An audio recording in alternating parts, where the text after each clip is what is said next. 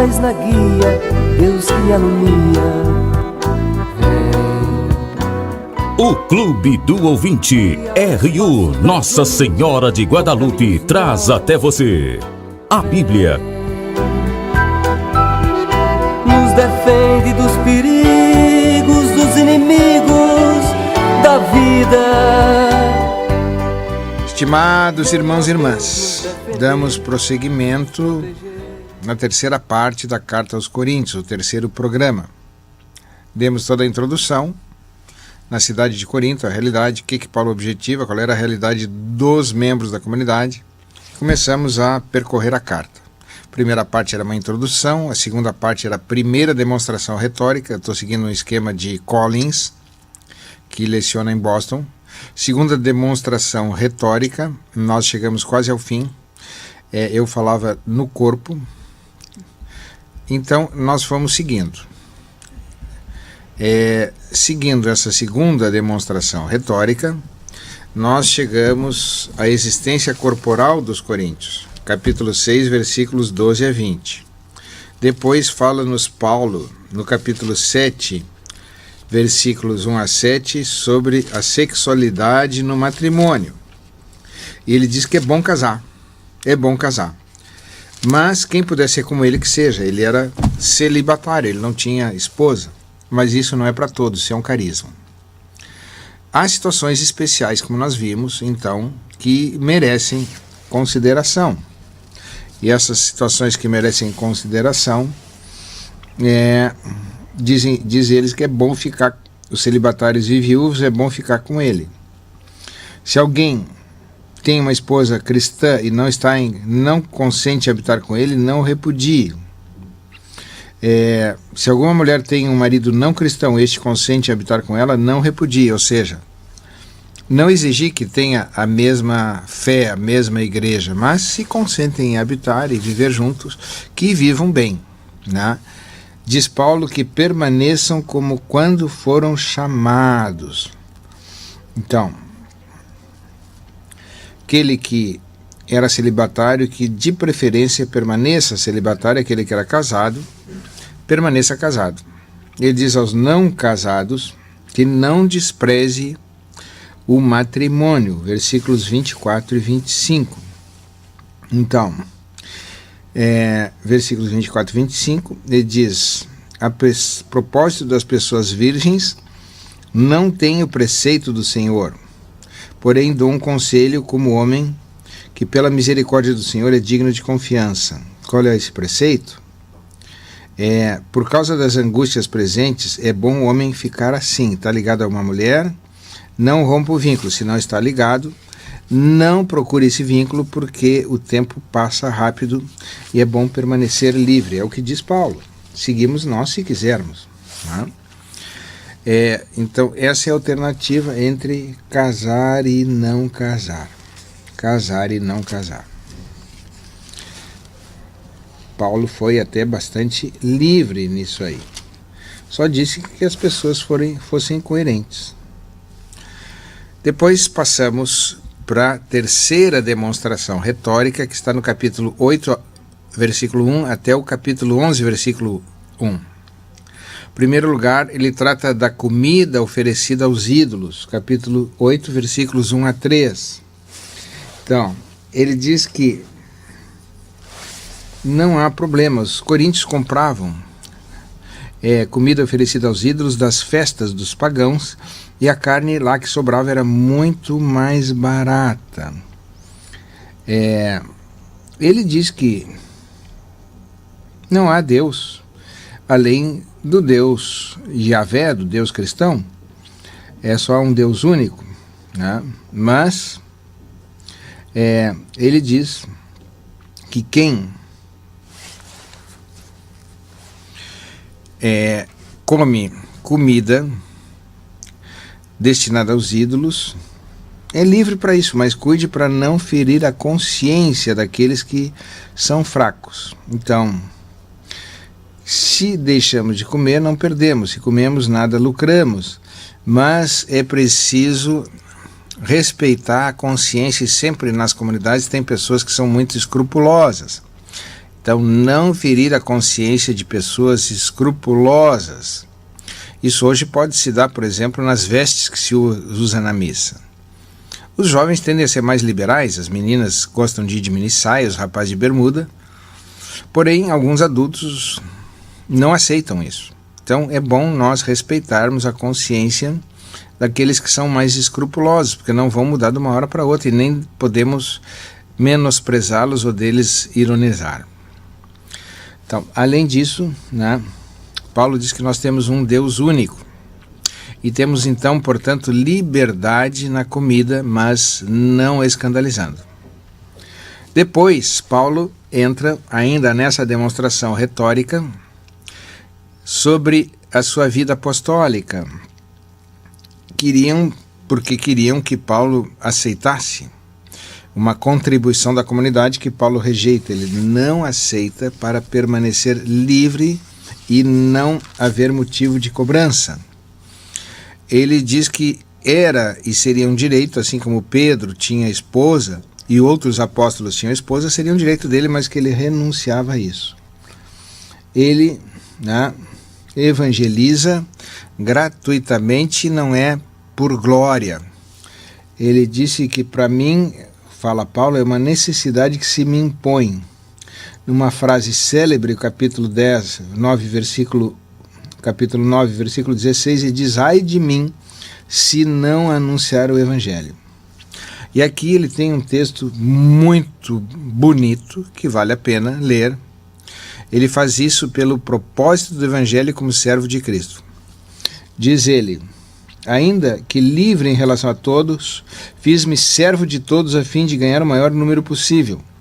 Para os judeus fiz como judeu, a fim de ganhar os judeus. Para os que estão sujeitos à lei, fiz como se estivesse sujeito à lei, se bem que eu não esteja sujeito à lei, para ganhar aqueles que estão sujeitos à lei. Para aqueles que vivem sem a lei, fiz-me como se estivesse sem a lei, ainda que não viva sem a lei de Deus, pois estou sob a lei de Cristo, para ganhar os que vivem sem a lei. Fiz-me tudo com todos, para ganhar o maior número possível.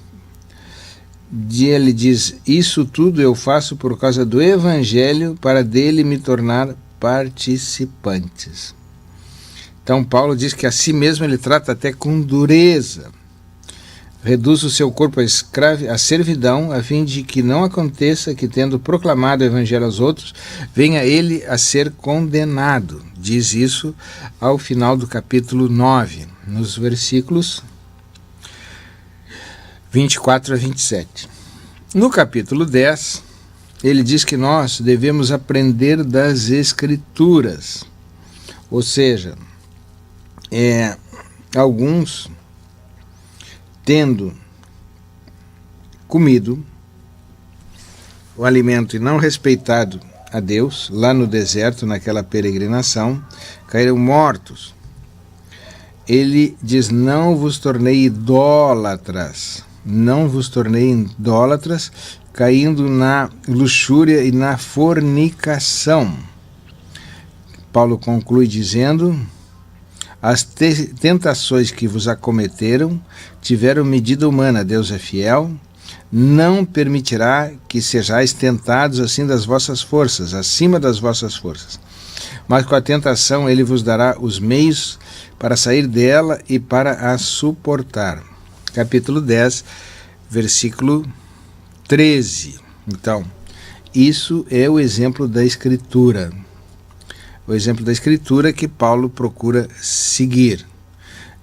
Então, num outro texto célebre, na segunda carta aos Coríntios, capítulo 12, ele diz que foi por Deus provado por um espinho na carne, que seria ele do anjo do Satanás, mas querendo tirar esse espinho, que seria uma tentação, ouviu de Deus: 3 vezes a ti basta a minha graça. Ou seja, Deus nos dá a graça de suportar aquilo que nos tenta, para não cairmos naquilo que é indevido, aquilo que é indesejável. Então, diz ele, fugindo da idolatria, nós formamos um só corpo.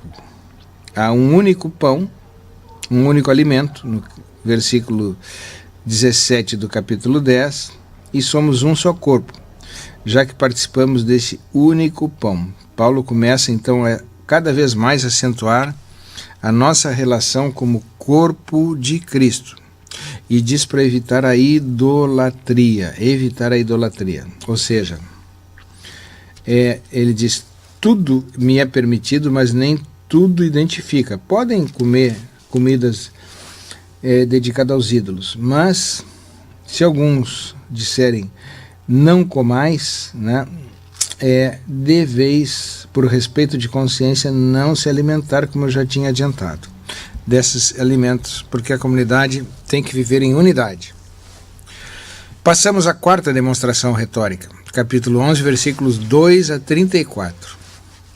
Então, o que diz Paulo no capítulo 11, versículos 2 a 34? Ele nos fala na ceia do Senhor, fundamentalmente a partir do versículo 17. Mas antes disso, né, Paulo dá algumas orientações que são propriamente derivadas da cultura e dos costumes daquela época e daquela comunidade. Ou seja, a mulher deve cobrir a cabeça na celebração, né, e o homem não deve usar cabelos longos. O homem não deve cobrir a cabeça. Provavelmente esse costume alguns que procuravam circundar a cabeça com boné é o modo de cobrir a cabeça que se fala nesses versículos. Nós seguimos onde Paulo fala no primeiro relato da Eucaristia, capítulo 7, versículos 17 a 22. Ele diz, eu recebi do Senhor o que eu vos transmiti. Ele entrou na tradição cristã. Na noite em que foi entregue, Jesus tomou o pão, depois de dar graças, partiu o pão e disse, isso é o meu corpo que é dado por vós. Fazei isto em memória de mim. É o que dizemos na consagração da missa. Do mesmo modo, após a ceia, também tomou o cálice, dizendo, este é o cálice da nova aliança do meu sangue. Todas as vezes que o beberdes, fazei-o em memória de mim. Primeiro relato da instituição da Eucaristia, que é semelhante ao relato de Lucas. Então, o que nós temos aqui? Paulo observa que no costume da época e na instituição da Eucaristia, antes eles tinham a ceia da comunidade e no final é que eles comiam, então, aquele pão abençoado, aquele vinho abençoado que são a nossa Eucaristia. Porém, alguns chegavam antes, especialmente os amigos do dono da casa, e comiam tudo, não deixando nada para os outros. Paulo diz que isso é um abuso do pobre e é um abuso do corpo do Senhor. Ou seja, as pessoas têm que viver em comunhão, repartindo aquilo que é comum. Ele diz, se vos reunirdes para a ceia, esperais uns aos outros. Esperar um pelos outros. Se alguém tem fome, come em casa, a fim de não vos reunais para a vossa condenação. Quanto ao mais eu vou determinar quando aí chegar.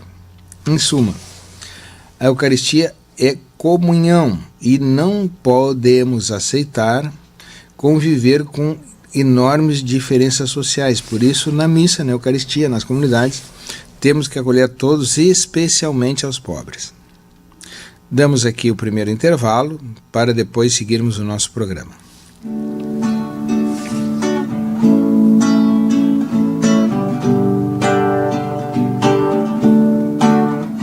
Toda a Bíblia é comunicação de um Deus amor, de um Deus irmão.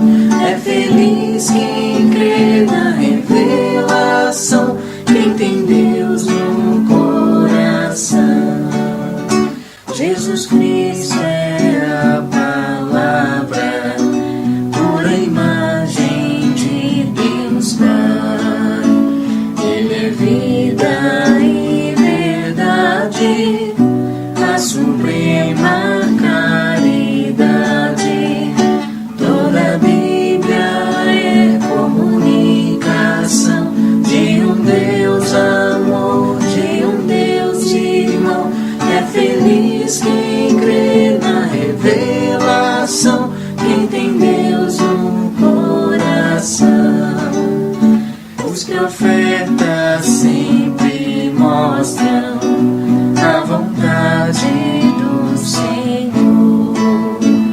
precisamos ser profetas para o mundo ser melhor.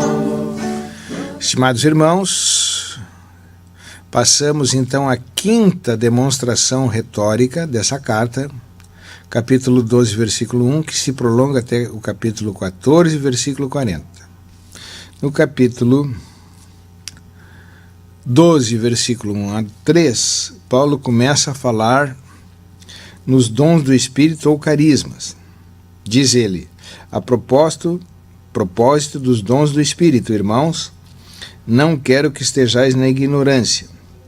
Sabeis que quando éreis gentios, éreis irresistivelmente arrastados para os ídolos mudos.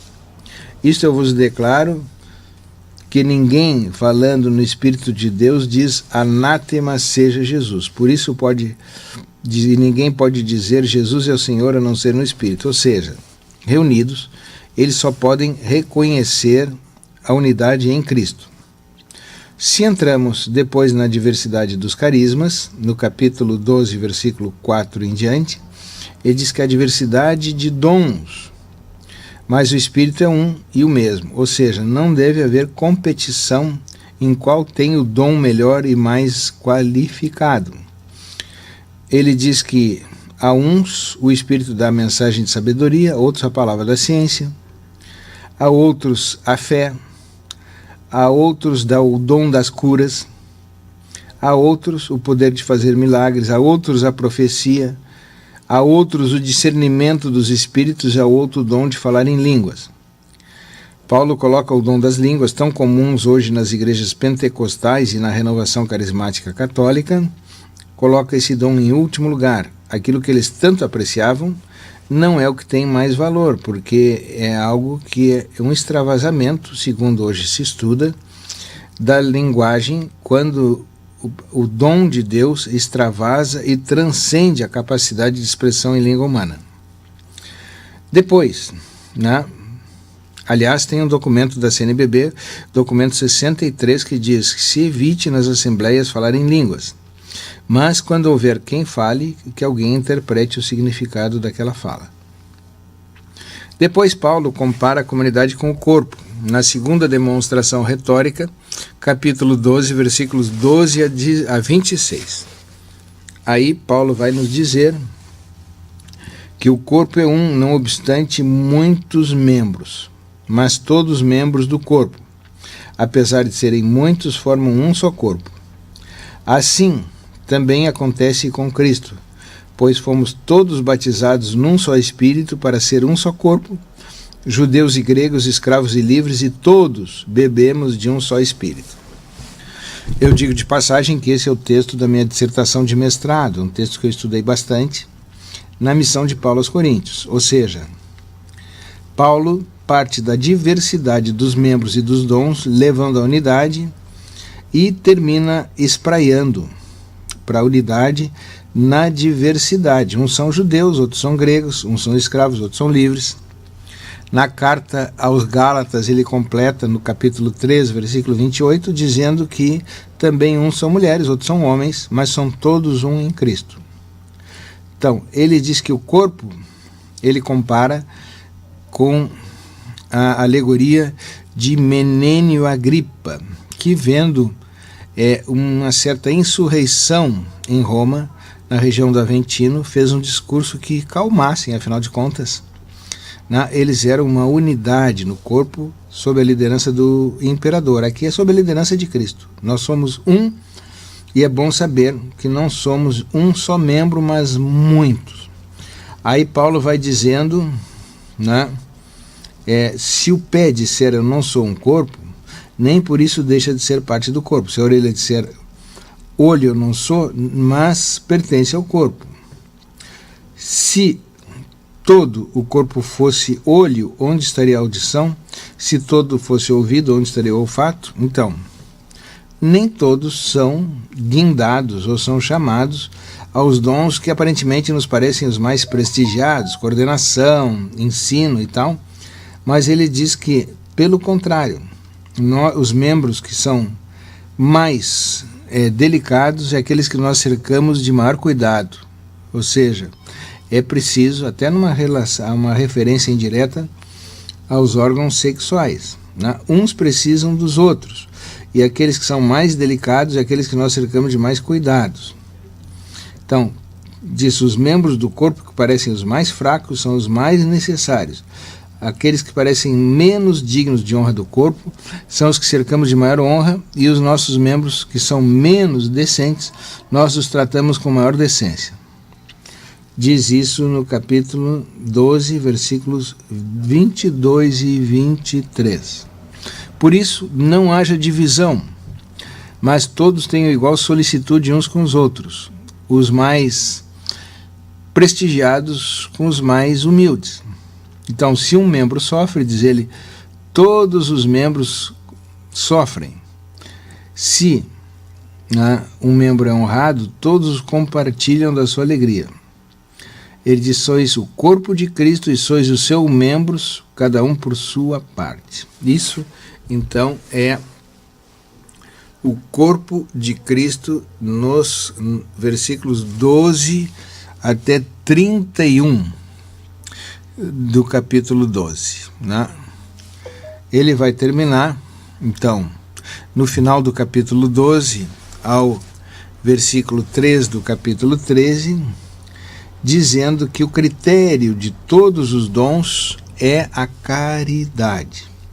Nesse célebre hino à caridade, que já foi chamado por alguns, por exemplo, Ezra Pound, um grande crítico literário inglês, diz que é dos textos mais sublimes, mais importantes, melhores da literatura universal de todos os tempos. Diz Paulo, ainda que eu falasse línguas, as dos homens e dos anjos, se eu não tivesse caridade, seria como um bronze que soa ou como um símbolo que tine, um sino.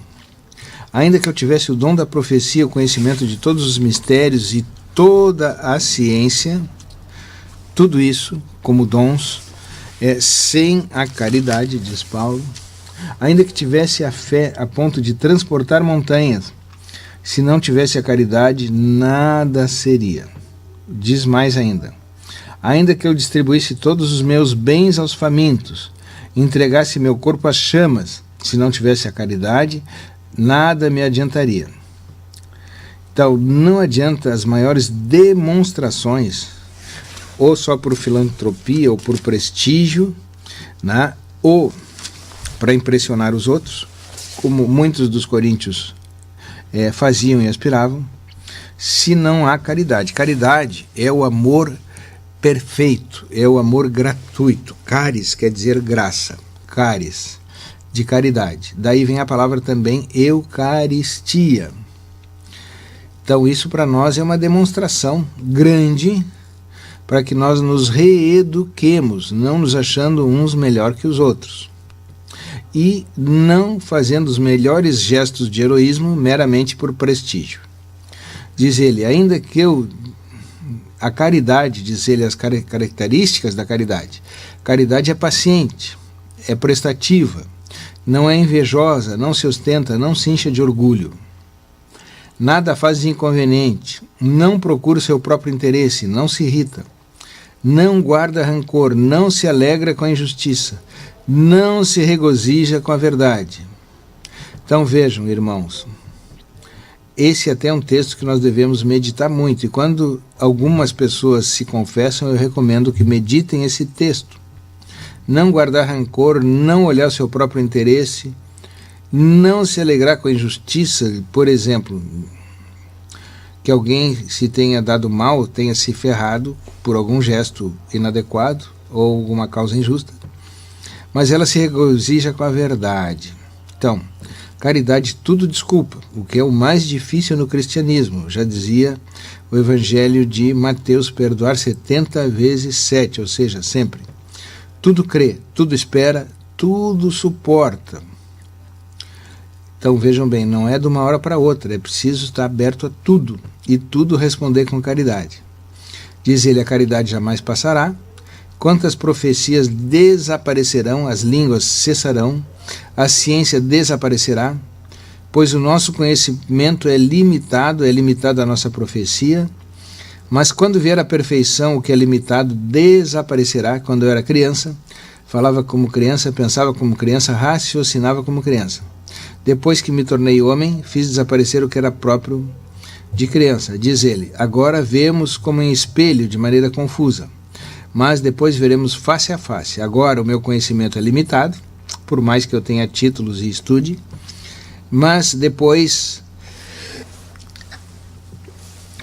conhecerei como sou conhecido. Conclui ele, agora, portanto, permanecem a fé, a esperança e a caridade. Essas 3 coisas, a maior delas, porém, é a caridade. Dos 3 dons teologais, como nós dizemos, fé, esperança e caridade, o superior, o melhor, o mais profundo é a caridade. Vamos, então, hoje encerrando essa parte da 5ª demonstração retórica, para completá-la, então, na semana que vem, completando esse nosso programa de meia hora, desejando a todos um bom fim de semana, a paz e a graça de nosso Senhor Jesus Cristo com o Senhor que nos acompanha.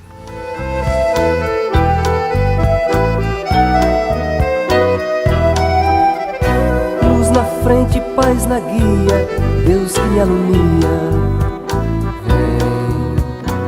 Seja um missionário da evangelização.